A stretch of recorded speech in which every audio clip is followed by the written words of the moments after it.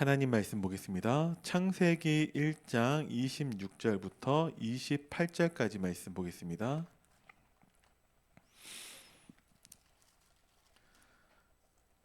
하나님 말씀 창세기 1장 26절부터 28절까지 말씀입니다. 잘하셨으면 우리 천천히 한 목소리로 합독하겠습니다. 시작. 하나님이 이르시되 우리의 형상을 따라 우리의 모양대로 우리가 사람을 만들고 그들로 바다의 물고기와 하늘의 새와 가축과 온 땅과 땅에 기는 모든 것을 다스리게 하자 하시고 하나님이 자기 형상 곧 하나님의 형상대로 사람을 창조하시되 남자와 여자를 창조하시고 하나님이 그들에게 복을 주시며 하나님이 그들에게 이르시되 생육하고 번성하여 땅에 충만하라 땅을 정복하라 바다의 물고기와 하늘의 새와 땅에 움직이는 모든 생물을 다스리라 하시니라. 아멘. 아버지 학교에 오신 여러분들을 주님의 이름으로 환영합니다. 저 개인적으로는 굉장히 감회가 남다르고 저에게서는 오랫동안 꿈꾸고 기도했었던 부분들에 대한 응답이라서 저는 이 시간이 너무나 기쁘고 또 하나님께 감사드리는 시간입니다. 아내가 저한테 묻더라고요. 몇 명이 나올 것 같냐고. 그래서 한 10명 정도? 그러니까 아버지들이 10명 정도 올 것 같냐. 그래서 그건 아니고 다 합쳐서 10명 정도 오지 않을까 그렇게 생각한다고 대답을 했습니다. 태영아 부가 참 쉽지 않은 부서 같아요. 근데 참 저 개인적으로서는 20년 전부터 하나님께서 하나님의 은혜로 태영아 전도학교에 참석하게 하시고 그 당시에 20대 중반의 남자 가운데서는 저 혼자 있었던 것 같아요. 저도 태영아 전도학교 메시지가 바로 들렸었던 것은 아니거든요. 한 3년 정도 있었던 것 같은데 그러니까 그제서야 말씀이 들리기 시작하더라고요. 그리고 나서부터는 저에게서의 가장 중요한 응답이 되었고 지금의 저를 있게 한 저의 어떤 신학이라든지 신앙적인 부분에서 중요한 뿌리가 되고 기둥이 되는 부분에서의 응답이 저는 태영아 전도학교 응답이었습니다. 그래서 저는 모든 관점을 태영아 관점으로 보기 시작했고 제 동기들은 제가 태영아 사역을 한 줄 알고 있습니다. 근데 저는 실제 올해 들어서 처음으로 태영아 부서를 맡게 되었고 올해 저는 처음으로 태영아 사역을 하게 되었습니다. 그런데 이게 20년 전부터 따로 준비하고 있었던 저에게서는 저희 중요한 사역이고 응답이기 때문에 지금 이 시간이 저는 참 기쁘고 그렇습니다. 어떤 중요한 지식 전달하는 장은 아닌 것 같아요. 우리가 모르고 있는 게 아닙니다. 제가 자주 했던 말들 가운데에서 뭐가 있냐면 우리 후대가 복음을 몰라서 복음을 못 누리는 게 아닙니다. 왜 복음을 못 누리냐? 모델이 없어서 복음을 못 누린다. 저는 그렇게 봅니다. 그러면 그 모델 가운데에서는 물론 교육자가 그 모델이 되면 좋겠지만 가장 먼저 우리 후대들에게서는 부모님들이 모델이 되어야 합니다. 그죠?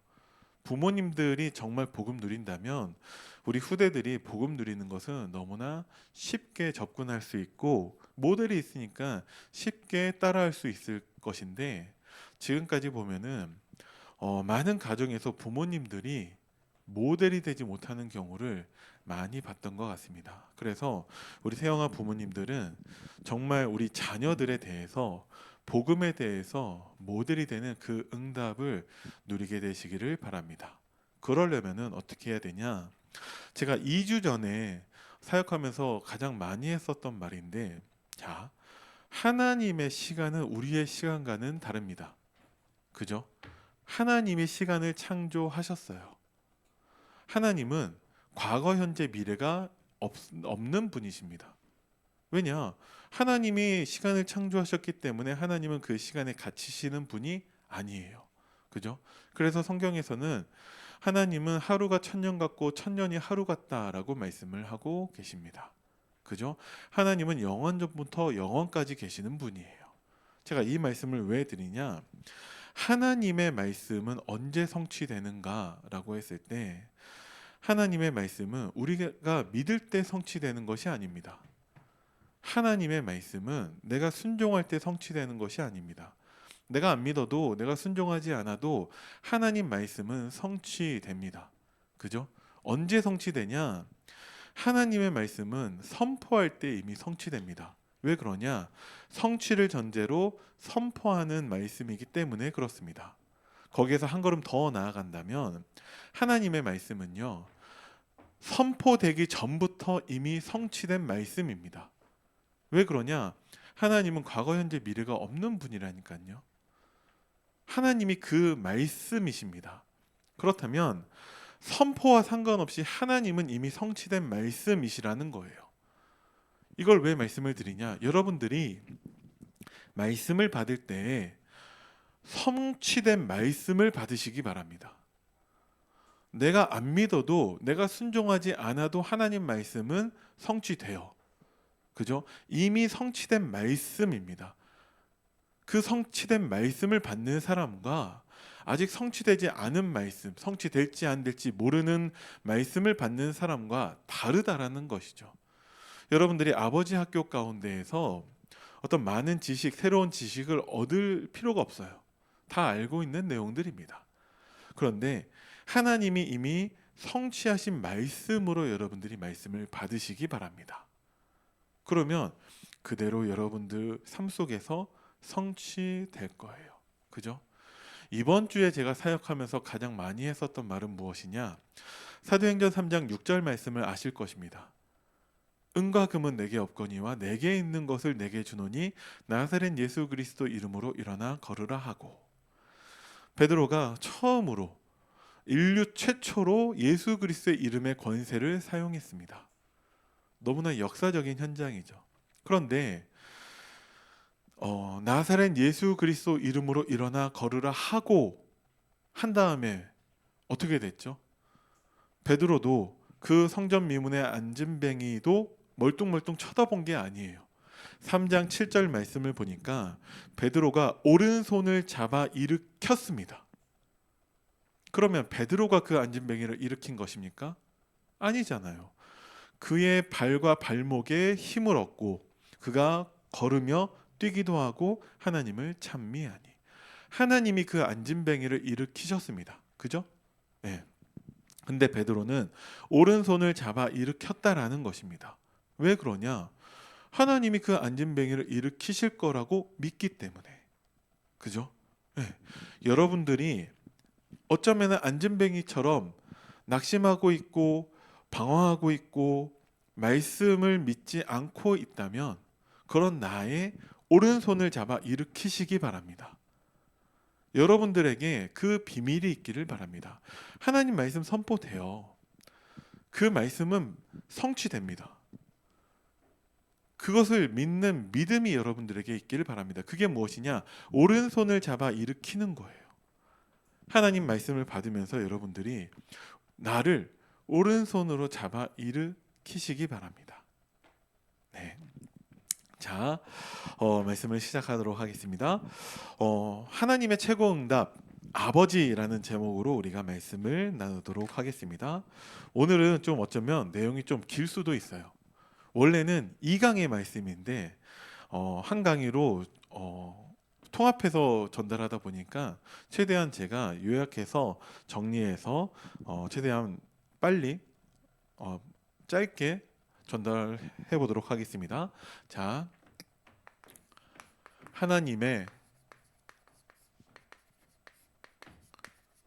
최고 응답은 아버지입니다. 창세기 1장 26절부터 28절까지의 말씀을 우리가 보는데, 하나님이 자기 형상으로 사람을 창조하셨는데 그 하나님의 형상으로 창조한 사람이 남자와 여자입니다. 그러면서 하나님이 자기 형상을 닮은 남자와 여자에게 주신 복이 무엇입니까?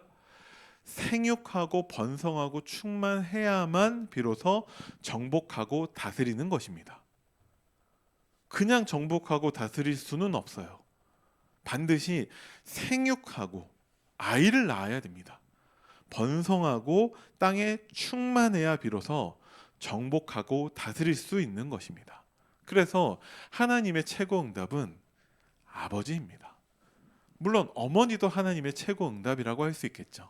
그런데 지금 우리는 아버지 학교로 모였습니다.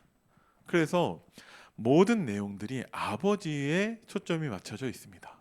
왜 아버지를 우리가 말씀을 하냐? 왜 우리가 아버지를 회복해야 되냐? 그것을 오늘 여러분들에게 전달하려고 합니다. 그래서 여러분들이 기도하시는 마음으로 아버지들만 필요한 것이 아니에요. 아버지를 살리는 그 핵심 키는 아내들에게 있습니다. 어머니들께 있다라는 것이죠. 그래서 우리가 함께 응답을 받아야 됩니다. 자, 서론입니다. 사탄의 전문성이 있습니다. 그게 무엇이냐? 본질을 상실하게 만드는 것입니다. 근데 그것을 어디에서 했냐? 창세기 3장 가정 현장에서 본질을 상실하게 만들었습니다. 하나님께서 최고 축복으로 최고 응답으로 주신 것이 아버지와 어머니인데 그렇다는 것은 가정을 이루었다라는 말이겠죠.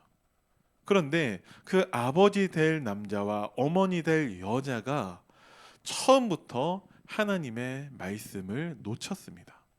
하나님 말씀에 대한 불순종, 불신앙으로 인해서 하나님을 거역하고 반역하는 죄를 짓게 되었습니다.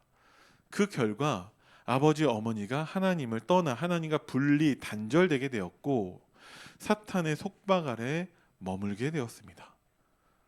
무엇을 놓치게 되어서 그렇습니까? 가정에서 말씀을 놓치게 되어서 그 가정이 원래는 하나님의 최고 축복인데 재앙지대가 되었습니다. 그죠? 그 결과 창세기 4장에서 후대가 무너집니다. 어떻게 무너지냐? 가정에서 부모가 언약을 놓쳤기 때문에 후대에게 자녀들에게 언약을 전달하지 못한 것입니다. 그래서 첫 아들, 첫 후대 가인이 자기 동생 아벨을 살인하는 살인자가 되었습니다. 이 사탄은 이 현장을 지금도 놓치지 않고 있습니다. 물론 불신자 가정뿐만 아니라 심지어 복음 가진 구원받은 하나님 자녀된 자들의 가정조차도 말씀을 놓치고 있는 경우가 너무 많이 있다는 거죠. 우리가 흔하게 찾아볼 수 있습니다. 우리 후대들은 멀쩡합니까? 후대들 가운데에서 정말 다윗 같은, 정말 사무엘 같은 그런 후대를 찾아보기가 쉽지 않습니다. 왜 그러냐? 가정이 무너졌기 때문에 후대도 당연히 무너지고 있다는 것이죠. 그런데 창세기 6장에 사탄은 이 가정을, 이 후대를 계속 반복적으로 무너뜨리는 시스템을 만들었는데 그게 불신 가정이라는 것입니다. 교회 안에서도요, 불신 가정이 훨씬 더 많이 있습니다. 제가 한 청년한테 들었는데 우리 교회 대청부에서 대청부 내에서 결혼하면은 어떤 상금 뭐 이런 것을 걸었다고 하더라고요. 그러면서 그 청년이 그 어머니한테 뭐 이거 받겠다고 뭐 결혼하겠냐 뭐 이런 식으로 농담 삼아 얘기했다고 하는데 그만큼 이 현장이 심각하다라는 거예요. 네. 불신 가정을 통해서 가정을 무너뜨리고요. 언약 놓치게 하는 거죠. 불신 가정을 통해서 후대를 무너뜨리는 것입니다. 그게 성경 내내 반복해서 나오는데 이 현장이 지금도 사각지대라는 거예요. 이번 주에 수요일 날 제가 에스라서 가지고 말씀을 전했는데 자, 70년 만에 이스라엘 백성들이 바벨론 포로를 끝나고 하나님의 은혜로 다시 예루살렘으로 포로 귀환하게 됩니다. 그런데 사탄이 그 예루살렘에서 함정을 파놓고서 그 사람들을 기다리고 있는데 그것이 불신 결혼이라는 함정입니다. 그래서 복음을 회복해서 예루살렘으로 돌아왔는데 그 불신 가정이라는 불신 결혼이라는 그 함정이 다 빠지고 있다라는 거예요. 그죠? 네. 그래서 이 사각지대가 재앙지대가 되고 있습니다. 우리는 이것을 복음의 빛을 밝혀서 조명하고 사람들로 하여금 이 함정에 빠지지 않도록 우리의 역할을 찾고 우리가 이 사역을 해야 됩니다. 그죠? 자, 두 번째, 아버지 이전에 남자부터 이해하도록 하겠습니다. 남자는 그 시작이 창세기 2장 7절 말씀에 하나님께서 남자를 창조하셨습니다. 여호와 하나님이 땅의 흙으로 사람을 지으시고 생기를 그 코에 불어넣으시니 사람이 생명이 되니라. 그 사람은 남자입니다.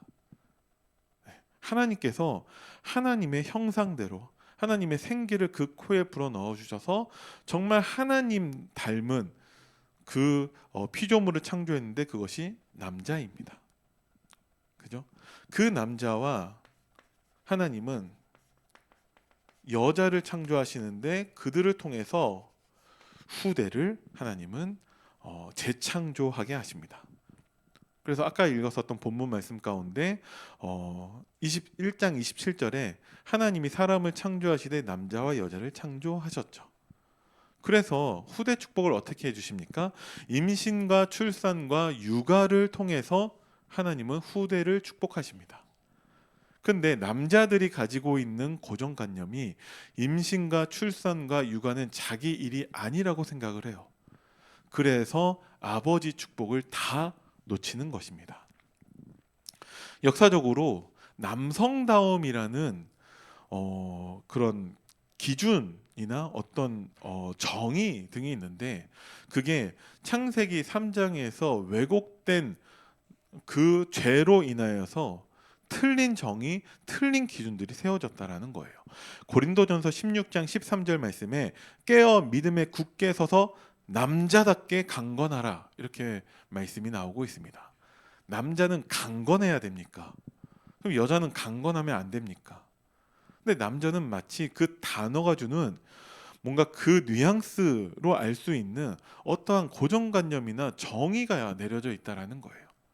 그것을 통해서 임신, 출산, 육아라는 후대 축복을 위해서 반드시 거쳐야 되는 그 응답들에 대해서 남자들 스스로가 소외되고 있습니다. 그렇기 때문에 아버지 축복을 다 놓치고 있다라는 것이죠. 그래서 우리는 정말 왜곡된 남자를 바르게 알아야 됩니다. 자, 왜곡된 남자의 가장 대표적인 특징이 무엇이냐? 여자를 무시하고 차별합니다. 제가 성경을 통해서 한 예를 들어보겠습니다. 사사기 9장 1절에서 기드온의 아들 아비멜렉이 등장합니다. 사사 기드온이죠. 사사기 9장 5절 말씀에 그 아비멜렉은 기드온의 다른 아들, 자기하고 배다른 형제들이죠. 다른 아들 70명을 살해합니다. 그리고 사사기 9장 6절에서 세겜에서 아비멜렉은 왕이 됩니다. 사사기 9장 23절에 세겜에서 왕이 되었는데 세겜 사람들의 배신으로 아비멜렉은 세겜 사람들과 전쟁을 하게 됩니다. 그런데 사사기 9장 53절에 전쟁 중에 여인이 던진 맷돌에 머리가 깨져서 아비멜렉이 이제 죽게 되어져요. 사사기 9장 53절 한 여인이 맷돌 윗짝을 아비멜렉의 머리 위에 내려 던져 그의 두개골을 깨뜨리니. 그러니까 54절에 여자에게 죽었다는 말을 듣지 않게 하기 위해서 자기 몸종에게 칼로 자신을 죽이라고 명령을 합니다. 54절에 아비멜렉이 자기 무기를 든 청년을 급히 불러 그에게 이르되 너는 칼을 빼어 나를 죽이라. 사람들이 나를 가리켜 이르기를 여자가 그를 죽였다 할까 하노라 하니 그 청년이 그를 찌르매 그가 죽은지라. 아비멜렉이요, 맷돌에 맞아서 머리가 깨져서 이제 죽게 되었는데 내가 여자가 던진 돌에 맞아 여자에게서 죽었다라는 말을 듣지 않게 하기 위해서 칼 들고 있는 남자에게 자기를 찔러 죽이라고 얘기를 하고 있습니다. 그러니까 이제 어차피 죽게 되었음에도 불구하고 죽고 나서도 여자한테 죽은 사람이라고 놀림받기 싫은 거예요. 그게 오랫동안 내려져 오고 있는 왜곡된 남자들의 생각들입니다. 그만큼 여자를 무시하고 여자를 차별하고 있다라는 것이죠. 자, 이게 3번이 아니구나. 세 번째. 그래서 우리는 아버지 학교를 통해서 남성이 받을 축복에 대해서 알아보려고 하는데 당연히 하나님의 언약입니다. 그 언약을 통해서 우리는 성경이 말씀하시는 하나님 닮은 남자의 정체성을 회복해야 되고요. 남자의 삶의 이유와 목적과 방향, 내용, 방법 등을 우리는 배우게 될 것입니다. 그리고 정말 하나님이 우리에게 주시는 참된 응답에 대해서도 함께 나누고자 합니다. 자, 본론입니다. 먼저 남성에 대해서 우리가 보도록 하겠습니다. 하나님은 남성을 통해서 나타나십니다. 그죠? 하나님이 언약을 세우실 때에 남성을 불러서 세우십니다. 그래서 우리 남자들은 성경에서 어떤 남자가 나오잖아요. 그럼 빨리 내가 그 남자 속으로 들어가 봐야 됩니다. 왜? 하나님은 남자를 통해서 언약을 세우십니다. 그죠? 예수 그리스도가 남자셨고요. 12지파 모두 남성입니다. 그리고 12사도들 다 남자였습니다. 성경에 하나님께 쓰임받은 사람들 대부분이 다 남성이라는 것입니다. 이거는 여성을 차별하고 하나님은 남성만 편애한다는 얘기가 아니에요. 지금 우리는 아버지 학교를 하고 있습니다. 하나님은 남성을 통해서 하나님을 나타내고자 하시는 게 있다라는 것입니다. 무엇을 나타내고자 하시냐? 남성은 하나님의 영광입니다. 남자, 남편, 아버지, 할아버지 모두 하나님을 나타내는 존재입니다. 남성은 하나님을 나타내야 올바른 남성입니다. 이것을 위해서 하나님이 남자를 만드셨거든요. 그죠? 자, 남자는 하나님의 형상입니다. 하나님이 남자를 만드셔서 만물을 만드시고 그 만물 위에 전 우주 속에 하나님 자신을 대리할 만한 존재를 내세우셨는데 그게 남자라는 것입니다. 우리는 우리의 정체성을, 남자는 자신의 정체성을 바르게 알아야 한다라는 것이죠. 하나님이 모든 피조물을 다 맡기고 관리할 존재, 모든 것을 책임질 존재로 하나님은 남자를 만드신 것입니다. 그래서 남자는 하나님을 나타내야 되고 하나님을 닮아가야 되는 것입니다. 그죠? 그 남자가 왜곡된 것이 창세기 3장이라는 것이죠. 예수를 믿기 전에 우리가 그랬고요.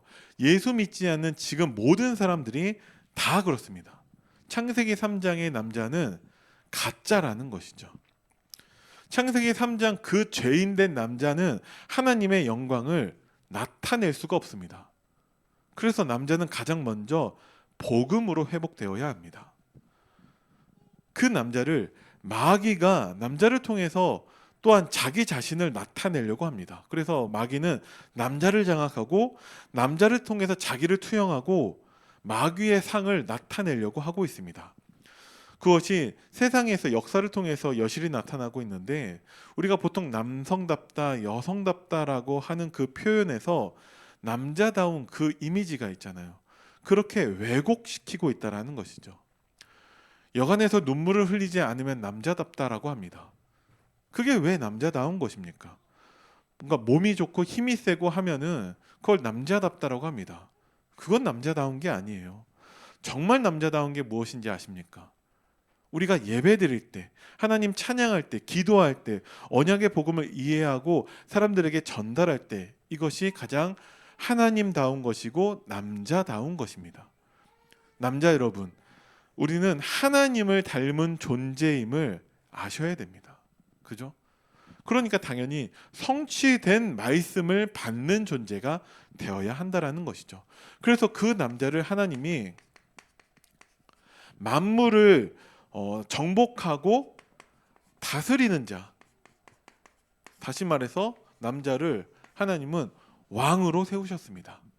그 하나님을 향한 하나님에 대한 대표성을 우리 남자에게 주셨다라는 것이죠. 이것을 여러분들이 또 꼭 기억하셔야 됩니다. 그래서 하나님이 주신 그 대표성, 그 자존감을 우리는 회복해야 됩니다. 남자가 모든 것을 리드해야 되지, 마치 신앙생활 하는 데 있어서도 여성 그늘에 있어가지고 뭔가 그 여성 아래에서 어떤 덕을 보고 하는 식으로 하면은 안 돼요. 이거는 절대 차별하는 것이 아니라 이것이 하나님의 질서이기 때문에 그렇습니다. 사탄이 창세기 3장에서 무너뜨린 것이 그 질서라는 것이죠. 그죠? 하나님은 하나님을 대표해서 만물을 다스리고 정말 만물을 데리고 하나님 앞으로 나아갈 존재로 우리 남자를 만드셨습니다.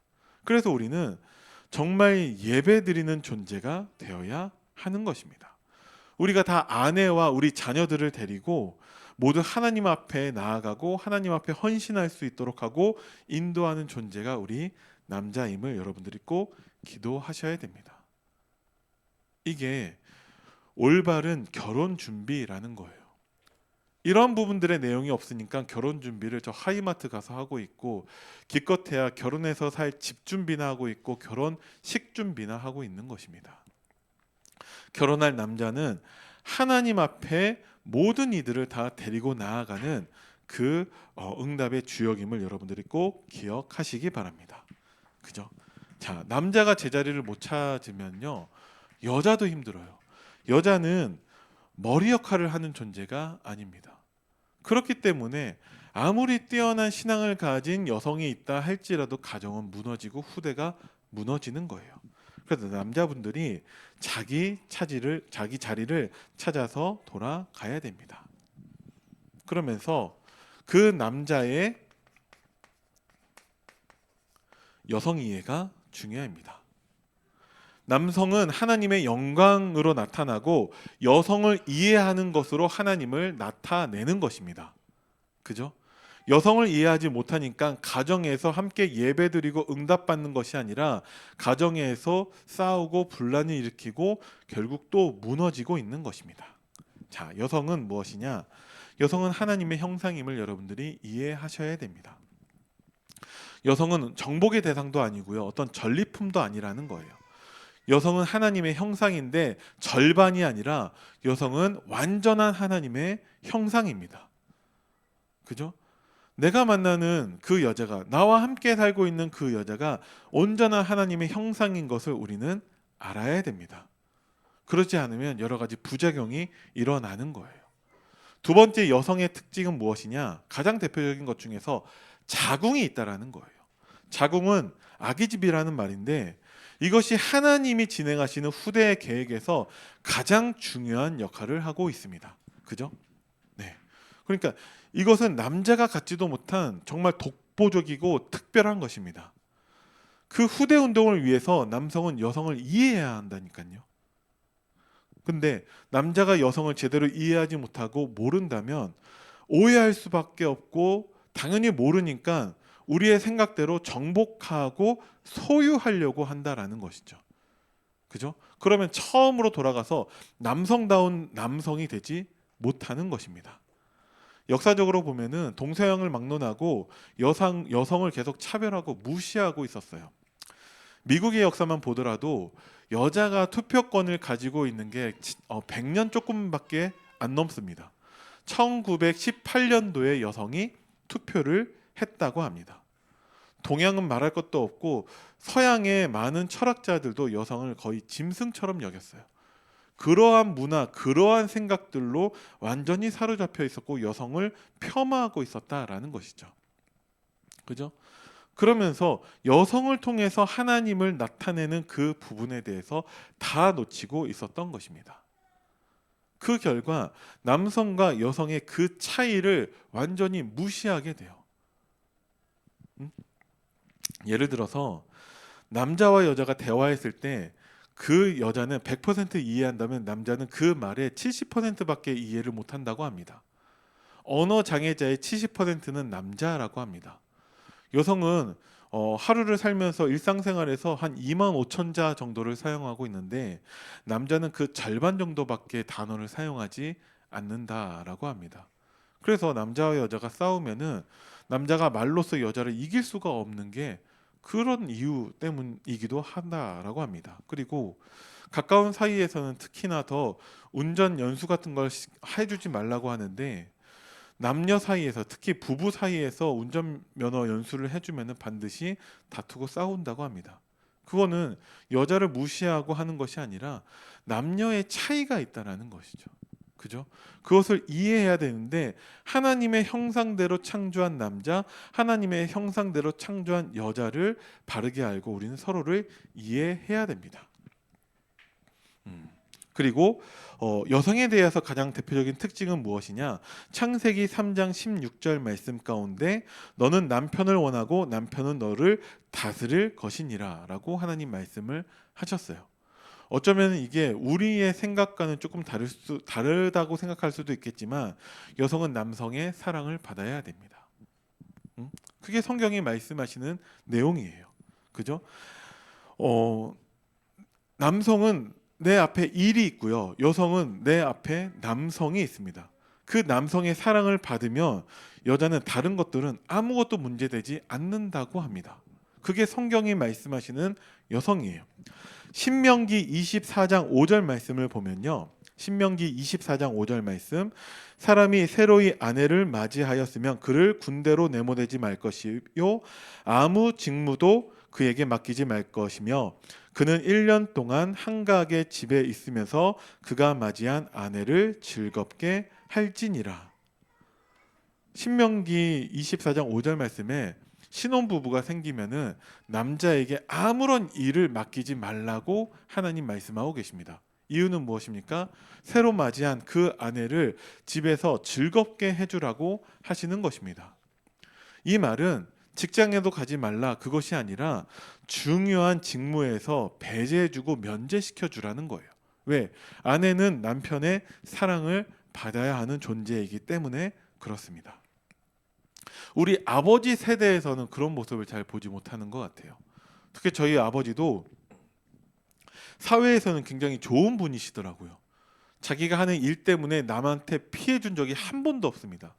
어떤 부정부패, 어떤 부정한 돈을 받을 수 있는 기회가 있었는데 그런 것들을 다 거절하셨다고 하시는 말씀을 제가 들어본 적이 있거든요. 그런 좋은 분이 저희 어머니한테 제대로 된 표현을 하는 것을 저는 본 적도 없고 들어본 적도 없습니다. 그래서 제 나름대로 제 아내한테는 표현하려고 하는데 저도 잘 못해요. 아내는 남편의 사랑을 받아야 되는 존재인데 그것을 우리가 잘 못한다라는 것이죠. 왜? 창세기 3장에서 왜곡된 남자가 그렇습니다. 자, 네 번째로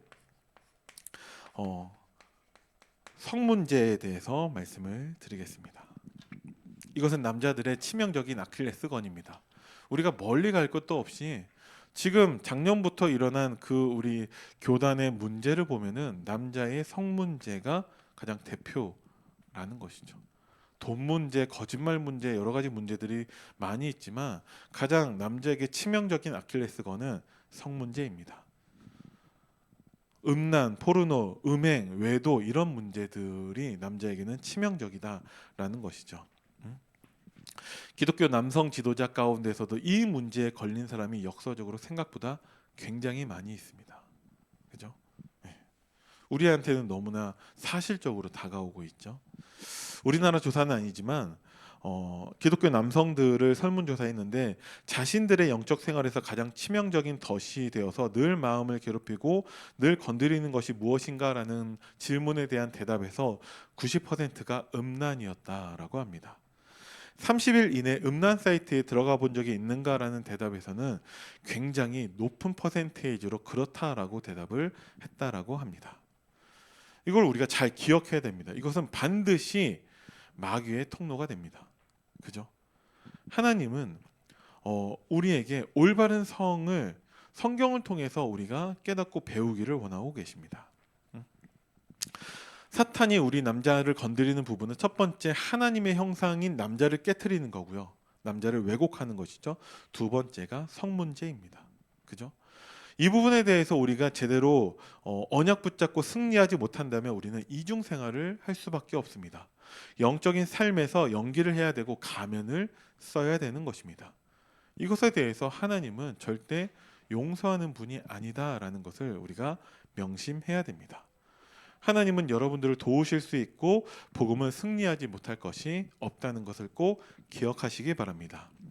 레위기 18장 말씀을 보면은요, 하나님이 이제 이스라엘 백성들에게 들어갈 땅 가나안에 대해서 말씀을 하시면서 언급하시는 것이 바로 성 문제입니다. 왜 그러냐? 가나안 땅에서는 이미 그렇게 하고 있다라는 거예요. 그들의 종교는 바알 신이고 아세라 신입니다. 그죠? 그 뿌리가 창세기 3장이라는 것이죠. 그들은 창세기 3장에서 하나님처럼 만들어주겠다라고 인간을 속였는데 실제 남자를 남성 신인 바알 신으로, 여자를 여성 신인 아세라 신으로 만들어 버렸습니다. 그죠? 그들의 그 대표적인 교리와 종교 의식에서의 핵심은 성입니다. 그죠? 네. 남성과 여성의 성교 교합을 통해서 다산 아이를 많이 낳아서 풍요롭게 하는 것이 바알과 아세라 신입니다. 자기들의 우상 예배 의식 순서 속에서 성적 교합 같은 것이 있다라고 합니다. 그죠? 하나님은 그것을 이스라엘 백성들에게 경고하고 계시는 거예요. 가나안 땅에 들어갔을 때 가장 대표적으로 하나님이 가장 우려하는 바가 무엇이냐? 성 문제라는 것이죠. 이것을 우리는 꼭 기억하고 우리 후배들, 우리 청년들에게 이것을 교육시켜야 됩니다. 그죠? 남자와 여자가 아니라 남편과 아내가 선교할 때 이것은 하나님의 형상이고 하나님의 영광이 됩니다. 이것이 아닌 다른 모든 성 정체성은 전부 왜곡된 것입니다. 그것을 건드리는 핵심 장소가 이방 우상 종교의 신이라는 것이죠.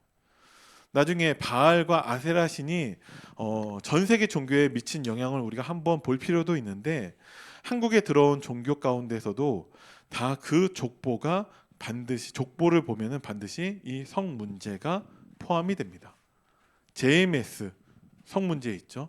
통일교 성 문제 있습니다. 신천지 반드시 성 문제와 연관이 됩니다. 안타까운 것은 우리가 있었던 그 단체도 이 문제를 회개하지 않고 있죠. 그죠? 언약의 남자들은 이것을 성경에서 간단하고 단순하고 쉽게 보면 됩니다. 나라는 존재가 정말 하나님 닮은 남성으로서 우리는 그 형상과 이미지를 성경에서 찾아내야 됩니다. 그렇지 않으면 정말 그 세상 문화가 얼마나 거센지 우리 남자들의 눈을 다 가린다라는 것이죠. 이 시대 문화만 그런 게 아니라 창세기 3장 아래 모든 종교, 모든 세상이 다 이 문제 속에 있다라는 것을 꼭 기억하셔야 됩니다. 두 번째, 남편에 대한 이해입니다. 솔직히 오늘의 그 강의 내용이 재미도 없고 굉장히 지루할 거예요. 왜냐하면 이 말씀을 받은 저도 그랬거든요. 그런데 우리는 성경을 통해, 말씀을 통해서 올바른 우리의 정체성부터 회복해야 되기 때문에 이 말씀을 나누고 있습니다. 자, 하나님은 남편이십니다. 성경에 하나님은 남편으로 나옵니다. 이스라엘의 남편으로 나오고 교회의 신랑 되시는 예수님, 그리고 하나님은 남편을 통해서 자신을 나타내기를 원하고 계십니다. 그래서 우리는 성경에서 남편에 대한 우리는 모델을 찾아내야 됩니다. 가장 먼저 남편은 하나님의 영광입니다. 하나님이 남편으로 나타나시기 때문에 그렇습니다. 그죠? 그래서 남편은 가정에서 그리스도를 대표해야 됩니다. 그게 남편이에요. 그죠? 그리스도의 언약적인 대표이면서 남편이 그 가정에서 아내 앞에서 언약을 대표하는 자로 서야 됩니다. 남편의 모델은 그리스도이고 이것을 성경에서 하나님이 우리에게 보여주시는 것입니다. 그래서 아내된 분들이 이것을 꼭 기억하셔야 됩니다. 남편이 우리 가정에서 그리스도를 대표하는 자임을 기억하시고 그 자리에 설 수 있도록 여러분들이 도와주셔야 됩니다. 두 번째, 남편은 아내를 올바르게 이해하셔야 됩니다.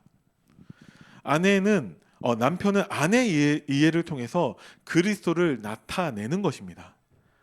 하나님이 남자를 지으신 이유가 자기 자신을 반사하기 위해서, 하나님을 나타내기 위해서 남자를 지으셨는데, 남편을 통해서도 하나님은 하나님을 나타내기를 원하고 계십니다. 그런데 많은 남편들이 아내 대하는 것이 굉장히 서툴고 어설프고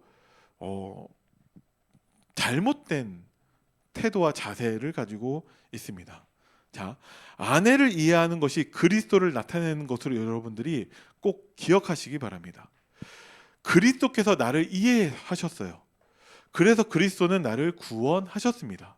남편이 아내를 이해하면은 복음 가정의 응답을 회복할 수 있습니다. 자, 먼저 베드로전서 3장 7절 말씀을 보면 우리가 아내를 이해하는 데 있어서 가장 중요한 성경 말씀이라고 생각을 합니다. 베드로전서 3장 7절 말씀에 남편들아 이와 같이 지식을 따라 너희 아내와 동거하고 그를 더 연약한 그릇이요 또 생명의 은혜를 함께 이어받을 자로 알아 귀히 여기라. 이는 너희 기도가 막히지 아니하게 하려 함이라. 남편을 지식을 따라서 뭘 알고서 아내와 살아야 한다라고 말씀하고 계시는데 그것이 무엇이냐? 아내는 더 연약한 그릇이라는 것을 알고 이해해야 된다라는 것입니다. 아브라함처럼 자기 목숨을 위해서 자기 살아보겠다고 아내를 내팽겨치고 그렇게 내빼는 그런 남자가 돼서는 안 됩니다. 아브라함은 자기 아내를 이해하지 못한 것입니다. 자기 아내를 향한 하나님의 언약도 이해하지 못해서 자기보다 약한 아내를 바로 왕이나 아비멜렉에게 빼앗길 뻔했습니다. 아내는 언약의 동반자입니다. 함께 복음을 받고 함께 전도하고 함께 교회를 세우고 함께 세계복음화하고 함께 후대를 세우는 존재가 아내입니다. 그래서 그 아내를 귀히 여기라는 거예요. 존중하라는 것이죠. 남편들은 아내에 대한 말부터 바꿔야 됩니다. 말을 존중하게 되면 행동은 따라오고 말이 거칠면 행동도 거칠어집니다. 이것은 물론 아내들도 마찬가지이죠. 이 부분에 대해서 저도 우리 아내한테 살리는 말, 힘주는 말을 잘 하지 못하고 있습니다. 아내가 몇 번 저한테 얘기하고 있거든요. 그래서 가급적이면 저도 그런 말을 하기 위해서 노력하고 있습니다. 왜? 아내를 귀히 여겨야 하기 때문에 그렇습니다. 어렸을 때부터 남성과 여성이 서로 귀히 여기고 존중할 수 있도록 우리는 가르쳐야 됩니다. 특히 여성을 이해하는 태도를 가져야 되는데 이게 없으면 남성은 근거 없는 무엇인가 우월한 그런 태도를 갖게 됩니다.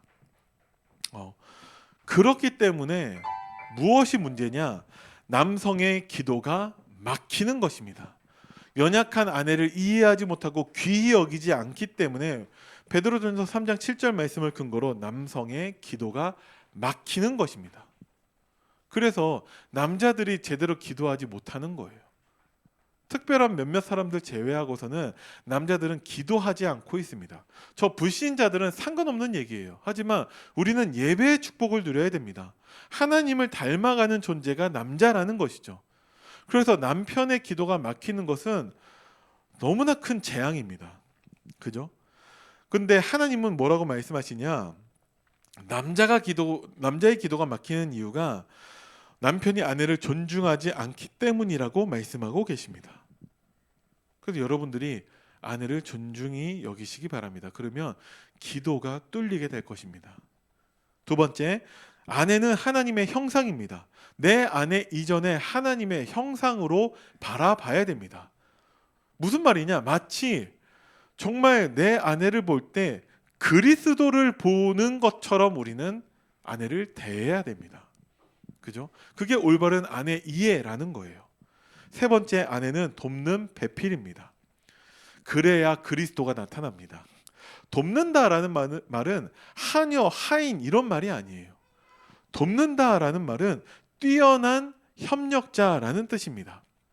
하나님은 뛰어나시기 때문에 다윗을 도우셨습니다.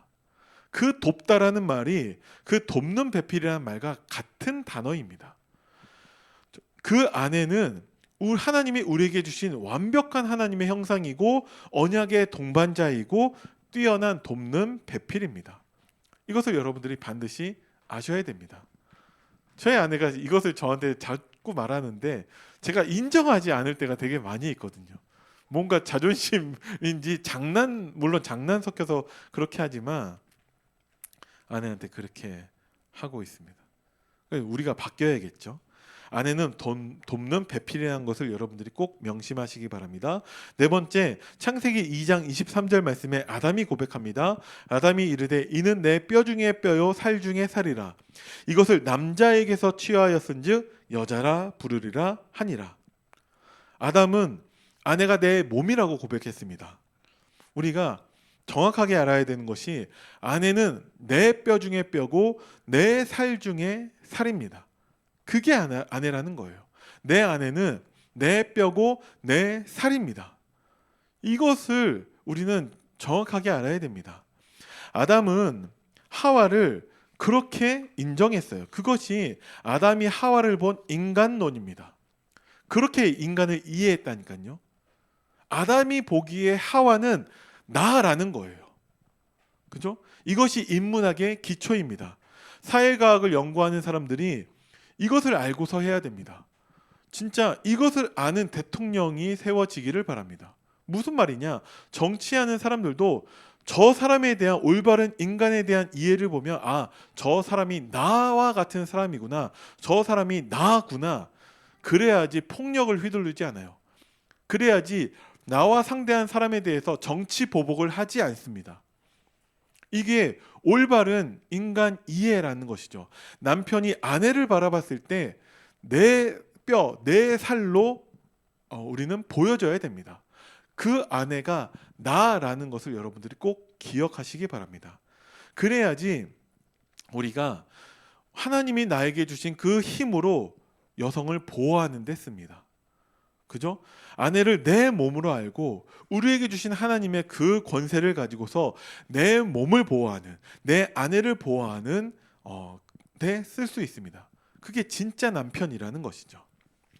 다섯 번째로 고린도전서 7장 3절 말씀을 보니까 남편은 그 아내에 대한 의무를 다하고 아내도 그 남편에게 그렇게 할지라.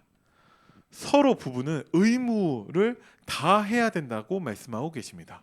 그 의무가 무엇이냐? 과제, 빚을 졌다는 뜻입니다. 그렇게 서로를 대해야 됩니다. 여러분들에게 아내에 대한 의무가 있다는 것을 꼭 기억하시기 바랍니다. 제가 지금도 우리 아내를 위해서 설거지하고요. 어제도 금요 기도회 끝나고 난 다음에 제가 일부러 집에 걸어갔거든요. 30분도 안 되는 거리지만 걸어가서 뭐 했냐? 설거지는 못해요. 왜? 우리 딸이 깰 수 있으니까. 집안 정리하고요. 식탁도 한번 닦고 어제는 빨래할 게 없어서 빨래는 안 했지만 그럼 대신 뭐 했냐? 이제 걸레로 전체 우리 집을 한 번 더 싹 이렇게 청소를 했습니다. 그러고 난 다음에 씻고 저도 잤거든요. 왜 그렇게 하냐? 저희가 처음 결혼했을 때 저희가 분명히 서로의 역할을 구분했거든요. 저는 밖에서 사역해야 되고 집안일은 우리 아내가 해야 된다라고 분명히 구분했습니다. 그런데 저는 결혼하고 나서 지금까지 아내의 그 집안일을 많이 도와주고 있거든요. 왜 그러냐? 그러면 우리 아내가 행복할 수 있으니까. 제가 도와주면 우리 아내가 조금이라도 더 하나님 말씀을 가까이 할 수 있으니까. 그런 마음으로 하고 있습니다.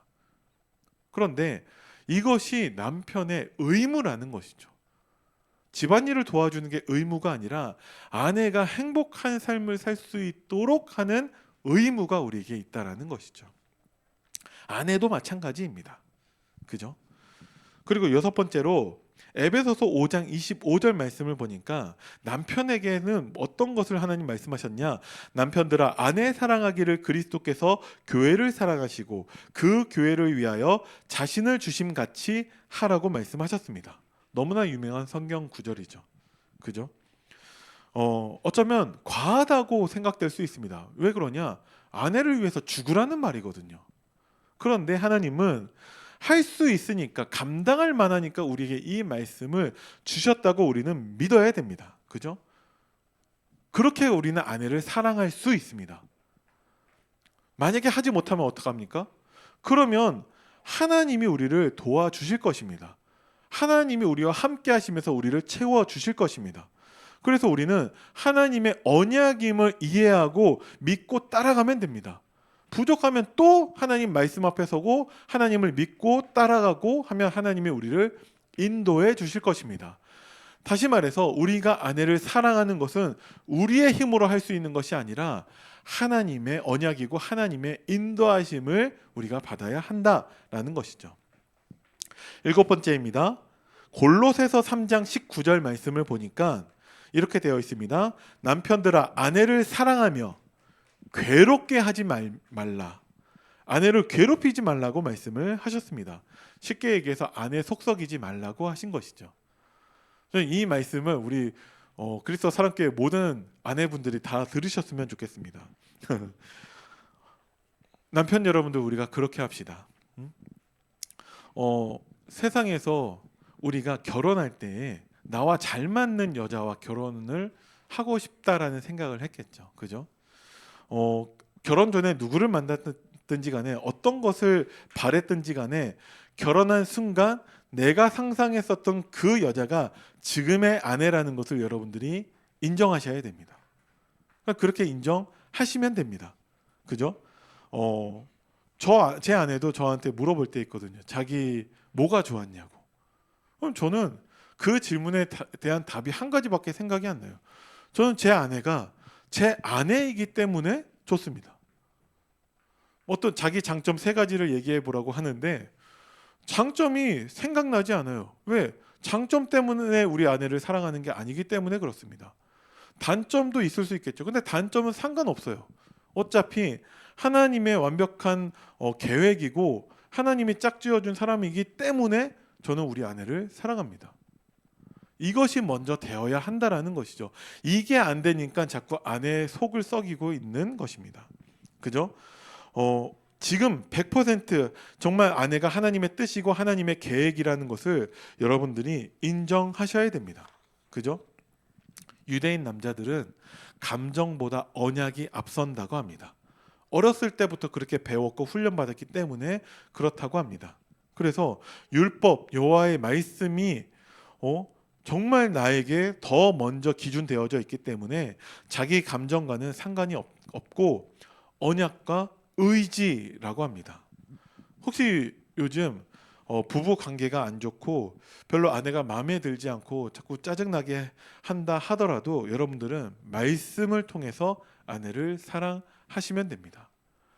자꾸 우리가 착각하는 게 감정이 먼저가 되어야 된다고 착각을 합니다. 그거는 불신자들에게만 해당되는 거예요. 우리는 언약이 앞서야 됩니다. 그죠? 우리에게 언약과 의지라는 거예요. 말씀에 순종하는 의지가 우리에게는 먼저 되어져야 합니다. 왜냐하면 우리의 감정은 너무나 연약해서 어떠한 사건, 어떠한 일, 어떤 말 때문에 그게 오해라 할지라도 그것 때문에 감정이 상해버리면 그 사랑은 흔들릴 수 있다라는 거예요. 그렇게 돼서는 안 됩니다. 그죠? 누구에게나 그런 일이 있을 수 있다고 인정하고 우리는 다시금 언약 앞에 서야 되고 하나님 말씀에 순종하는 그 의지를 가지고서 우리는 서로를 대해야 됩니다. 그게 아니고 다른 모든 것들은 다 변명이고 핑계입니다. 그죠? 아내를 사랑하라는 말은 권장 사항이 아니에요. 그죠? 분명한 하나님의 명령입니다. 그렇게 우리는 아내를 사랑해야 되는데 내 목숨을 내어놓고 사랑하는 것입니다. 그죠? 8번째로 말라기서 2장 13절 14절 말씀을 제가 읽어드리겠습니다. 너희가 이런 일도 행하나니 곧 눈물과 울음과 탄식으로 여호와의 제단을 가리게 하는도다. 그러므로 여호와께서 다시는 너희의 봉헌물을 돌아보지 아니하시며 그것을 너희 손에서 기꺼이 받지도 아니하시거늘. 완전히 이스라엘 백성들이 하나님 앞에 범죄한 것이죠. 14절 말씀입니다. 너희는 이르기를 어찌 됨이니까 하는도다. 도대체 하나님 우리가 무엇을 잘못했습니까? 라는 것이죠. 이는 너와 내가 어려서 맞이한 아내 사이에 여호와께서 증인이 되시기 때문이라. 그는 내 짝이요 너와 서약한 아내로되 내가 그에게 거짓을 행하였도다. 아내를 배신했다라는 거예요. 그 아내 사이에서 누가 증인입니까? 하나님이 증인 되신다고 말씀하고 계시는데, 분명히 결혼했을 때 질문이 있었을 거예요. 아내를 사랑하시겠습니까? 여러분들 뭐라고 대답하셨습니까? 네 하셨겠죠. 그렇게 해놓고서 아내를 배신했기 때문에 하나님은 그것에 대해서 진노하고 계십니다. 이스라엘 백성들에 대해서 정말 곧 눈물과 울음과 탄식으로 여호와의 제단을 가리게 하였다고 하나님 말씀하고 계시는 거예요. 어떤 봉헌물도 내가 받지 않을 것이고, 하나님이 완전히 돌아섰다라는 것이죠. 그 이유가 남편이 아내를 배신했기 때문에 그렇습니다. 그래서 남자들이 복을 받지 못하고 있다고 성경은 말씀하고 계십니다. 남자들을 꼭 기억하시기 바랍니다. 9번째로, 언약 안에서 남자들 이거 한 가지만 잘하면 됩니다. 그게 뭐냐? 아내 말을 잘 들으면 됩니다. 그죠? 동의하시죠? 아내 말을 잘 들으면 됩니다. 아브라함은 사라의 말을 들었습니다. 그래서 응답받았어요. 이삭도 리브가의 말을 들었습니다. 신약에 가서는 대표적으로 아굴라, 브리스길라 부부를 말할 수 있겠죠.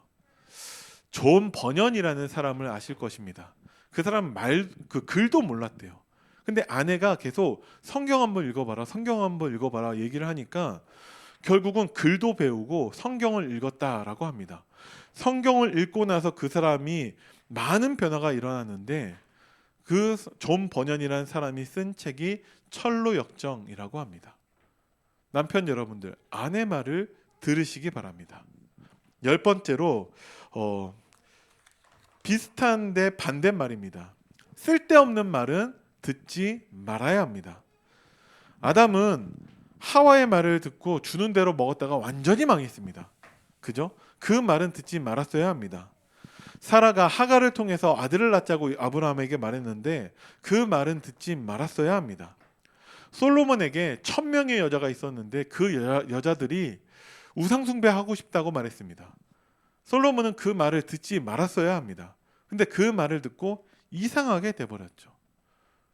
이것 말고도 우리가 아내를 이해하는데 더 많은 내용들이 있겠지만, 이것을 통해서 여러분들이 올바르게 아내를 이해하시기 바랍니다. 그러면 우리 가정을 통해, 부부를 통해서 그리스도를 나타낼 수 있습니다. 세 번째로, 남편의 성문제에 대해서도 간단하게 말씀드리도록 하겠습니다. 경계선이 있어야 됩니다. 조시 맥도웰이라는 사람이 있는데 그 사람에 대해서 여러분들 한번 알아보시면 좋을 것 같습니다. 이 사람은 아버지는 진짜 나쁜 사람이었고, 어머니도 완전히 무너진 사람이었습니다. 어떤 남자가 자기를 어렸을 때부터 성착취를 하는데 그걸 엄마한테 얘기해줘도 엄마가 아무것도 안 했다고 합니다. 아버지는 폭력 쓰지, 어머니는 무기력하게 있지. 이 사람이 대학 가서 완전히 불신자로 있는데, 대학에서 친구들과 정말 복음에 대해서 토론하다가 예수 그리스도의 부활에 대한 거짓의 그 증거를 찾는데 못 찾아서 이 사람이 회심하게 되었다고 합니다. 그래서 이 사람이 조시 맥도웰이라는 사람이 복음 증거하는 전도자가 되었는데, 이 사람이 가지고 있는 중요한 규칙이 있습니다. 그게 뭐냐? 어떤 집회를 갈 때나 어디를 가든지 간에 이 사람은 꼭 남자 비서를 데리고 다닌다라고 합니다. 숙소를 묵을 때에도 자기 옆방에는 다 남자 비서가 자기 만들었다고 합니다. 여자하고 1대1로 상담해야 되는 그때가 있으면 반드시 남자 비서를 동행하게 했다고 합니다. 그렇지 못하게 했다면 그 1대1 상담은 하지 않았다라고 합니다. 이걸 누구한테 배웠냐라고 하니까 빌리 그레함 목사님한테 배웠다라고 이 사람이 얘기를 하더라고요. 우리의 삶에 어떤 중요한 기준들이 있어야 됩니다. 어떻게 하기 위해서? 이 성문제로부터 우리가 승리하기 위해서. 왜 그러냐? 사탄이 남자와 남편을 건드리는 가장 치명적인 아킬레스건이기 때문에 그렇습니다. 여러분들은 바람 이런 것들은 생각조차 하면 안 됩니다. 완전히 끊어버려야 됩니다. 생각에서 그런 생각이 날 수도 있겠죠. 사람이다 보니까. 예수님은 마태복음 18장 7절과 9절 말씀에서 이렇게 말씀하십니다. 마태복음 18장 7절에 실족하게 하는 일들이 있음으로 말미암아 세상에 화가 있도다. 실족하게 하는 일이 없을 수는 없으나 실족하게 하는 그 사람에게는 화가 있도다. 그러면서 8절에 만일 내 손이나 내 발이 너를 범죄하게 하거든 찍어내 버리라. 장애인이나 다리 저는 자로 영생에 들어가는 것이 두 손과 두 발을 가지고 영원한 불에 던져지는 것보다 나으니라. 만일 내 눈이 너를 범죄하게 하거든 빼어내 버리라. 한 눈으로 영생에 들어가는 것이 두 눈을 가지고 지옥 불에 던져지는 것보다 나으니라. 여러분들이 혹시 그 바람 뭐 이런 것들에 대해서 생각이 나면 그걸 다 여러분들이 끊어버려야 됩니다. 언약으로 승리하시기를 바랍니다. 세 번째로 혼외정사입니다. 혼외정사라는 것은 혼전정사라는 말과 비교되는 말인데 혼외정사가 더 죄질이 사악하죠. 왜 그러냐? 이거는 내 아내와의 그 언약을 깨버리는 것이기 때문에 그렇습니다. 언약이란 말을 여러분들이 어떻게 이해하시는지 모르겠는데 창세기 15장 9절부터 10절까지 말씀에서 하나님이 언약이 무엇인지 정확하게 우리에게 말씀하고 계십니다. 창세기 15장 9절 말씀에 여호와께서 그에게 이르시되 나를 위하여 3년 된 암소와 3년 된 암염소와 3년 된 순양과 산 비둘기와 집 비둘기의 새끼를 가져올지니라. 아브람이 그 모든 것을 가져다가 그 중간을 쪼개고 쪼갠 것을 마주 대하여 놓고 그 새는 쪼개지 아니하였으며 하나님께 드릴 그 번제물을 다 쪼갭니다. 언약은 그런 것이에요. 둘 사이에서 피를 가지고 언약을 맺는 것입니다. 그 말은 무엇이냐? 그러니까 하나님과 아브라함이 쪼갠 그것 사이를 지나갈 때 언약이 맺어지는 것입니다. 그러니까 언약은 무엇을 말하냐? 둘 중에 하나라도 이것을 어기면 죽는다라는 것을 의미하고 있습니다.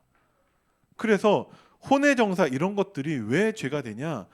하나님과 내 아내와의 그 언약을 깬 것이기 때문에 반드시 죽음으로 그것을 갚아야 되는 것입니다. 그죠? 하나님은 그렇게 하실 것입니다. 1시간이 지났는데 어떻게 끊고 갈까요? 잠깐이라도 쉬고 갈까요? 그냥 할까요? 그냥 할까요? 네. 더 빠르게 진행하도록 하겠습니다. 자, 세 번째 아버지입니다. 아버지도 당연히 하나님의 영광이시겠죠. 하나님이 아버지십니다. 그죠? 우리는 성경을 통해서 하나님께 우리는 아버지를 배워야 됩니다. 하나님은 아버지로 나타나고 계시죠. 그죠? 하나님이 우리의 모델이 되셔야 합니다. 그죠? 하나님이 자기 자신을 가장 잘 나타내는 존재로 아버지를 세우신 것입니다. 그죠? 근데 사탄이 그 아버지를 왜곡하고 이상한 아버지로 만들었다라는 것이죠. 아버지 된 여러분들, 아버지가 얼마나 힘드십니까? 그죠? 그런데 하나님은 아버지를 통해서 하나님을 나타내시고 아버지를 하나님은 축복하십니다. 어떻게 하나님이 우리 아버지가 되셨죠? 하나님께서 우리를 창조하셨고요. 예수 그리스도를 통해서 우리를 구원하셔서 하나님 자녀 삼으심으로 우리를 아버지 되게 하셨습니다. 하나님의 자녀 되게 하셨죠. 하나님이 우리의 아버지가 되십니다. 그죠? 우리는 어떻게 아버지가 됩니까? 자녀를 낳음으로 우리는 아버지가 됩니다. 그래서 자녀를 낳지 못하는 사람은 아버지 축복이 뭔지를 모릅니다. 그죠? 그래서 하나님은 우리에게 후대로 축복하실 것이기 때문에 우리는 아버지의 복을 먼저 받아야 됩니다. 그죠? 우리가 세상에서 성공할 수 있겠지만 우리는 하나님의 영광인 아버지로 성공할 수 있도록 아버지가 우리의 목표가 되어야 합니다. 그죠? 자, 부성에 대해서 말씀을 드리면 참 애매한 게 부성인 것 같아요. 여자의 모성과 비교했을 때 많이 부족해 보입니다. 실제는 그렇지 않은데 어떤 원숭이 실험이 있었는데 바닥을 뜨겁게 하고서 어떻게 하는지 관찰을 했다라고 합니다. 남자 원숭이들은 어떻게 하냐? 자기 새끼들을 데리고 자기 발에 딱 이렇게 놓고 그 새끼를 밟고 올라서는 게 남자 원숭이였다고 합니다. 엄마 원숭이들은요, 자기도 뜨겁지만 자기 머리 위에 이고 있었다라고 합니다. 좀 너무 이렇게 일반화된 그 성급한 일반화의 오류에 빠지면 안 되지만 우리의 부모님 세대나 어른들에 놓고 봤을 때 모성이 더 우리는 많이 누렸지 실제 부성에 대해서는 잘 모르고 우리가 살아왔던 것을 많이 보게 됩니다. 자, 역사적으로도요, 사회적으로 많이 성공했는데 아버지로서는 엉망진창인 사람들을 많이 보게 됩니다. 성경의 인물들을 제가 전에 메시지 가운데서 말씀드린 적이 있지만 예를 들어서 뭐 가장 단편으로는 아이폰을 만든 그 스티브 잡스만 하더라도 정말 전 세계를 바꾸는 사람이긴 한데 아버지로서는 정말 엉망진창인 사람이었습니다. 인도의 간디 같은 사람도 그랬고요. 영국의 그 수상이었던 윈스턴 처칠 같은 사람도 아버지로서 완전히 엉망진창인 사람입니다. 이런 모습들을 봅니다. 우리가 아버지를 제대로 모르기 때문에 그렇다라는 것이죠. 가장 그 문제가 나타나는 것이 아버지의 권위라는 부분입니다. 권위라는 것은 하나님을 가장 대표하는 것입니다. 그래서 권위자이신 하나님을 우리는 배워야 됩니다. 하나님을 대표하는 아버지에게 권위를 주셨는데 아버지 된 자들이 하나님을 모르기 때문에 하나님이 주신 그 권위를 잘 사용하지 못하는 것입니다. 한국 사회가 권위를 타파하려고 하다가 모든 권위가 다 무너져 버렸어요. 그래서 어디를 보든지 간에 어른이 없다라는 거예요. 아버지가 가정에서 어른 역할을 제대로 못하는 경우를 많이 보게 됩니다. 그러면 반드시 젊은 사람들 그 후대들에게는 재앙이 됩니다. 그래서 우리는 올바른 권위를 회복해야 되는데 그 권위를 어떻게 사용하는지를 우리는 배워야 됩니다. 가장 중요한 것이 특히 육아 현장 가운데 아버지 권위를 사용함에 있어서 우리가 모델이 되어야 되고 우리가 원칙이 있어야 한다라는 거예요. 그러니까 아버지 권위를 언제 나타내냐? 우리보다 힘이 약한 자녀들에게 내 감정에 따라서 그 힘을 폭력으로 사용하는 경우가 너무 많이 있다라는 것이죠. 모델도 되지 못하고 폭력으로 사용하기 때문에 그 자녀들에게는 그것이 상처가 되고 있습니다. 우리는 어떻게 올바른 권위를 사용해야 되냐? 하나님 말씀에서 하나님이 주시는 그 원칙을 가지고 부모와 자녀가 소통할 수 있어야 됩니다. 저도 이 부분에 대해서는 너무나 많이 부족한데 우리가 함께 아버지 학교를 통해서 이 부분을 같이 배우고 연구하고 포럼하길 바랍니다. 네 번째로 하나님이 아버지에게 주신 삼직이 있습니다. 이 삼직은 그리스도의 삼직을 말합니다. 아버지는 가정에서 제사장이고 아버지는 가정에서 선지자고 왕이 되어야 합니다. 제사장은 피입니다. 아버지가 가정에서 어린 양의 피를 가진 그리스도와 복음을 말해줘야 됩니다. 아버지가 가정에서 예배를 주재할 수 있어야 한다라는 것입니다. 아버지는 선지자입니다. 선지자는 말씀이죠. 아버지가 가정에서 하나님의 말씀으로 자녀를 먹일 수 있어야 됩니다. 주일날 아버지가 말씀을 받아야 되고 자녀들에게 먹이고 포럼하고 그들을 점검해 줄 수 있어야 합니다. 마지막으로 아버지는 왕입니다.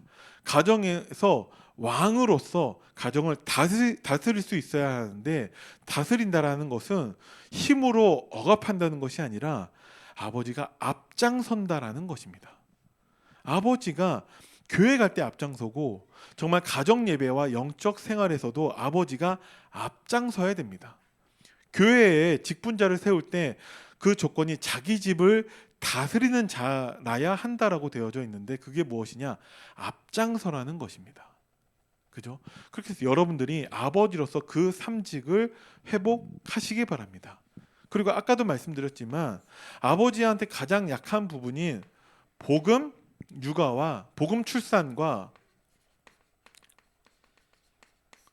육아의 부분에 대해서 여러분들이 반드시 응답 받아야 됩니다. 히스기야는 이스라엘 성군이에요. 훌륭한 왕이죠. 자기 죽을 병에 대해서는 정말 생명 걸고 기도합니다. 그래서 오래 살게 되었죠. 근데 히스기야가 자기 아들, 자기 후손들에 대해서 멸망한다라는 그 예언의 말씀을 들었을 때는 아무것도 하지 않습니다. 전혀 기도하지 않는다라는 거예요. 왜 그러냐? 나 잘 살면 되고 나 응답받으면 되기 때문에 그렇습니다. 자기 후대에 대해서는 아무런 비전이 없는 사람이 히스기야였습니다. 지금 많은 아버지들이 후대 비전이 없기 때문에 내 신앙생활도 제대로 못하고 있다라는 것이죠. 그거는 하나님을 닮은 아버지가 아닙니다. 그리고 자녀를 낳다라고 했을 때 그 낳는다라는 그 단어가 남성 용어입니다. 한국 사회에서도 아버지가 날 낳았고 어머니가 날 길렀다라고 표현들을 합니다. 옛날부터 그런 말들이 있어요. 근데 그 낳았다라는 그 단어가 남성 용어입니다. 하나님이 아버지를 통해서 자녀를 낳게 하십니다. 그리고 나서 반드시 그 육아까지도 아버지가 책임지게 하시죠. 이 말은 아버지가 집에 들어와서 애들을 육아하라는 게 아니에요. 밖에 나가서 정말 완전히 손 놓고 있으면서 나중에 와가지고 아내한테 책임 추궁이나 막 그런 것을 하지 말라는 얘기예요. 비록 함께 하고 있는 시간은 적더라도 아버지가 그 자녀들에 대해서 책임져야 됩니다. 그게 아버지라는 거예요. 가장 대표적으로 아버지가 그 자녀를 책임지는 부분에서 무엇을 해야 됩니까? 가정 예배를 드리셔야 됩니다. 아버지가 제사장이기 때문에 그렇습니다. 자, 임신 이전부터 여러분들이 가정 예배를 하셔야 됩니다. 그러면 후대 축복을 누리게 될 거예요. 왜 그러냐? 정말 가정 예배에 대한 언약 붙잡고 부부가 먼저 가정 예배에 대해서 먼저 습관화되고 규모화되어 있다라면은 아이는 자연스럽게 길들여지게 되고 예배를 누리게 될 것입니다. 그러지 않으면 나중에 그 부모들이 강권적으로 예배를 억지로 드리려고 하면은 반드시 분란이 되어지고요. 아이들이 크면요 자기 일이 급하지 그 예배에 대해서는 우습게 여기게 됩니다. 그래서 여러분들이 미리 이것을 준비하시기 바랍니다. 또 아버지가 자녀를 그 기르는 데 있어서 가장 대표적으로 아버지만이 할 수 있는 것, 물론 엄마도 해도 되지만 아버지가 할 수 있는 것이 무엇이냐? 축복 기도입니다. 그죠?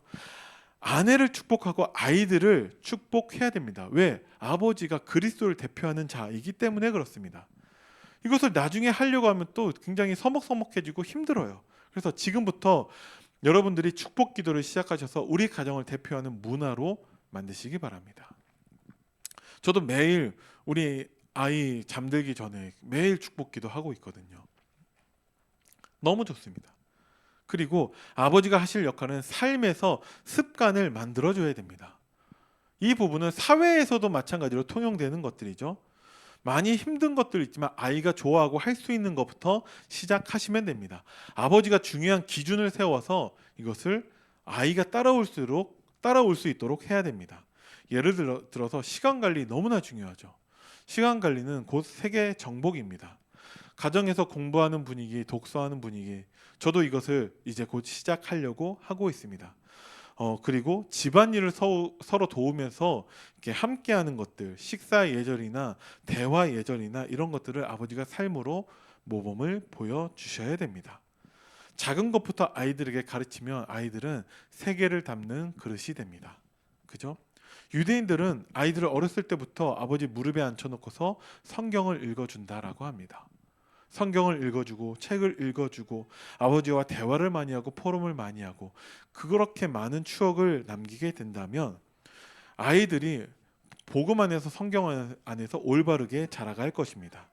그리고 경제 원리도 가르쳐줘야 되고 저축이나 헌금하는 것도 아버지가 가르쳐줘야 됩니다. 몸을 소중하게 여기는 운동과 음식, 상대방에 대한 배려 등에 대해서도 세밀하고 철저하게 가르쳐야 됩니다. 서양의 엘리트들은 이런 부분들에 대해서 철저하게 가르치고 있다라고 합니다. 또 삶에서 가장 많이 여러분들이 실수하는 것이 무엇이냐? 어렵고 힘든 일을 만났을 때 한숨 쉬거나 낙담하는 모습을 보여서는 안 됩니다. 하나님께 기도하는 모습을 여러분들이 보여주셔야 됩니다. 그게 참된 아버지의 모습입니다. 네 번째로 할아버지입니다. 할아버지도 하나님의 영광입니다. 할아버지는 하나님은 할아버지를 통해서 무엇을 하려고 하시냐? 하나님은 그 할아버지를 언약의 복음의 조상으로 세우신다라는 것이죠. 그래서 격대 교육이라는 말이 있는데 3대 언약 전수의 그 응답을 할아버지에게 주십니다. 성경을 보면은 누구의 손자 이런 표현들이 있거든요. 예를 들어서 성막을 만든 부살렐은 훌의 손자, 당을 지어 거역한 고라야는 고앗의 손자, 음행하는 자기 백성을 창을 들고 가서 찔러 죽여서 칭찬받은 비느하스는 아론의 손자입니다. 이 말은 그 할아버지가 그 손자 그 가문의 배경이 되었다라는 것입니다. 그러면서 그 할아버지는 그 가정에서 무엇을 해야 되냐? 최고 교사가 되어야 합니다. 신명기 4장 9절 말씀을 보면요, 할아버지에 대해서 이렇게 말씀하고 계십니다. 오직 너는 스스로 삼가며 내 마음을 힘써 지키라. 그리하여 내가 눈으로 본 그 일을 잊어버리지 말라. 내가 생존하는 날 동안에 그 일들이 내 마음에서 떠나지 않도록 조심하라. 너는 그 일들을 내 아들들과 내 손자들에게 알게 하라. 이게 할아버지에게 주신 하나님의 언약이에요. 그죠? 할아버지는 언약 전달자, 언약을 가르치는 자, 최고의 교사로 서야 합니다. 이스라엘이 가장 중요하게 여기는 쉐마라는 신명기 6장 4절에서 9절 말씀이 있죠. 그 말씀도 신명기 6장 1절에서 2절 말씀을 읽어보면 할아버지에게 주시는 말씀입니다. 이는 곧 너희의 하나님 여호와께서 너희에게 가르치라고 명하신 명령과 규례와 법도라. 너희가 건너가서 차지할 땅에서 행할 것이니 곧 너와 내 아들과 내 손자들이 평생에 내 하나님 여호와를 경외하며 내가 너희에게 명한 그 모든 규례와 명령을 지키게 하기 위한 것이며 또 내 나를 장구하게 하기 위한 것이라. 너와 내 아들과 내 손자들에게 이 말씀을 가르치라고 하나님이 말씀하고 계십니다. 그죠? 그리고 할아버지들이 먼저 응답을 받아야 되는 이유가 있습니다. 할아버지들이 그 노인들이 젊은 남자들, 교회 안에서 젊은 세대들을 가르쳐야 되기 때문에 그렇습니다.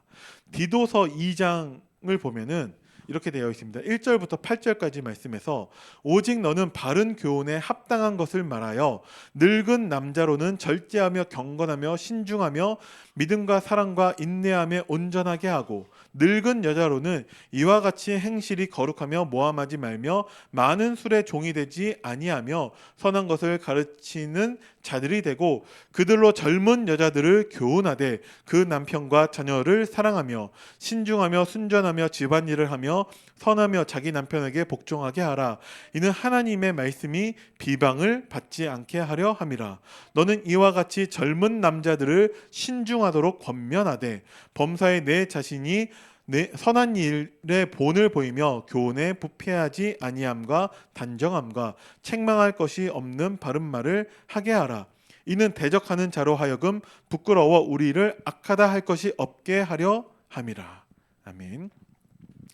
교회 안에서 늙은 남자들이 젊은 남자들을 가르치고 늙은 여자들이 젊은 여자들을 가르치라고 말씀하고 계시는 것입니다. 안타깝게도 교회에서 이런 부분들이 이 응답들이 거의 없어요.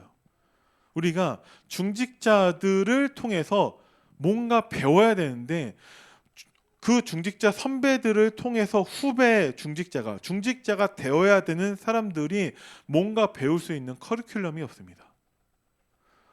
그 나이 많은 중직자들이 뭔가 가르치려고 하지도 않아요. 차라리 젊은 중직자를 세우는 데 있어서 그것을 방해하고 반대하는 경우를 많이 보게 됩니다. 하나님은 젊은 사람들을 통해서 하나님은 역사하십니다. 이거는 늙은 사람들을 버린다라는 내용이 아니에요. 하나님은 젊은 사람들을 통해서 응답하시는 분이기 때문에 젊은 사람들이 설 수 있도록 늙은 사람들이 제대로 가르쳐야 된다는 것을 말씀하고 있는 것입니다. 대표적으로 윌리엄 캐리라는 인도 선교사가 있습니다. 그 사람은 근대 선교의 아버지라고 불립니다.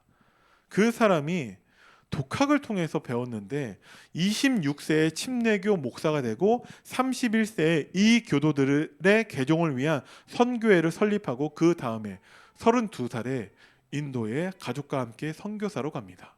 32살의 청년이 북유럽에서는 노르웨이라는 나라가 있는데 지금은 잘 사는 나라지만 몇 세대 전에는 노르웨이는 유럽에서 가장 가난한 나라였고 자유가 없는 나라였어요. 그런데 그 노르웨이에 25세 때에 하나님의 부름받은 해우게라는 사람이 섭니다.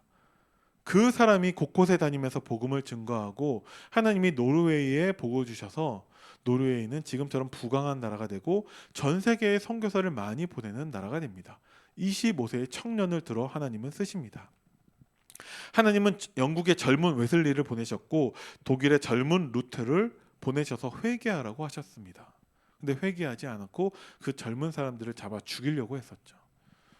이스라엘에서는요, 하나님이 갓 서른된 목수 출신의 젊은 남자를 하나님이 들어 쓰십니다. 그런데 이스라엘에서 존경받고 있었던 기득권층인 나이 많은 바리새인들은 어떻게 했습니까? 그 젊은 남자를 잡아 죽여버렸습니다. 그게 예수님이라는 것이죠. 그죠? 네. 교회에서 자꾸 젊은 사람들이 세워져서 정말 이게 순기능이 되어서 빨리빨리 그게 세대 교체도 되어지고 또 젊은 사람들이 다음 세대를 가르칠 수 있도록 해야 됩니다. 그 역할을 우리가 미리 지금 준비해야 된다라는 것이죠. 자, 결론입니다. 오랜 시간 여러분들이 고생하셨습니다. 참 뭐 재미없고 뭐 그런 내용들이지만 저는 이 말씀을 들으면서 제가 가지고 있는 많은 기준들을 다 바꿨습니다. 저는 하나님을 닮은 남자, 하나님을 닮은 남편, 하나님을 닮은 아버지가 되기를 바랍니다. 제가 그렇게 할 수 있다는 얘기가 아닙니다. 저는 할 수가 없죠. 그런데 하나님은 저에게 언약을 주셨고 하나님은 저에게 그림을 그려주셨어요. 올해 처음으로 제가 태영아부를 맡았다라고 말씀을 드렸습니다. 갑작스럽게 통보받았는데 저는 전혀 갈등하거나 고민하지 않았습니다. 왜냐? 20년 전부터 하나님 저에게 주신 언약이 있고 그림이 있기 때문에 그렇습니다. 제가 완벽하게 다 알고 있다. 그 말이 아니에요. 저도 뭐 아는 것이 더 부족합니다. 근데 저도 성경과 강단 말씀을 따라 인도 받으려고 합니다. 저와 여러분의 입장이나 수준이 별반 다르지 않다라는 거예요. 근데 우리가 아버지 학교를 통해서 같이 많이 배웠으면 합니다. 그래서 하나님 닮은 아버지를 회복하고 하나님 닮은 가정을 회복하고 하나님의 소원인 후대를 우리가 회복하기를 바랍니다. 그것을 위해서 아버지 학교를 하려고 합니다. 나눠드린 페이퍼나 여러분들 이 말씀을 여러분들이 한번 묵상해 보시기 바랍니다. 그러면 우리가 하나님이 행하시는 새 일 가운데 태영아부를 통해서 아버지 학교를 시작하게 하셨다라는 것이죠. 저는 한 사람이라도 저와 같은 사람이 세워지기를 기도하면서 이 말씀을 준비했습니다. 그렇다면은 그 한 사람을 통해서도 하나님은 또 다음 세대에 하나님의 언약과 하나님의 그림을 전달하게 하실 것이기 때문에 우리가 함께 이 응답을 누리게 되기를 바랍니다. 기도하겠습니다. 살아계신 하나님 은혜를 감사드립니다. 아버지 학교를 통하여서 하나님이 창조하시고 세우신 하나님 닮은 아버지를 우리가 회복하기를 원합니다. 하나님 닮은 아버지를 통하여서 정말 하나님이 원하시는 복음 가정이 회복되게 하시고 정말 세계복음화할 수 있는 후대가 세워져서 우리가 정말 이 응답의 주역으로 모델로 서게 하여 주시고 하나님이 행하시는 새 일의 응답을 누릴 수 있도록 하나님이 성령으로 역사하여 주옵소서. 감사를 드리며 우리 주 예수 그리스도 이름으로 기도드립니다. 아멘.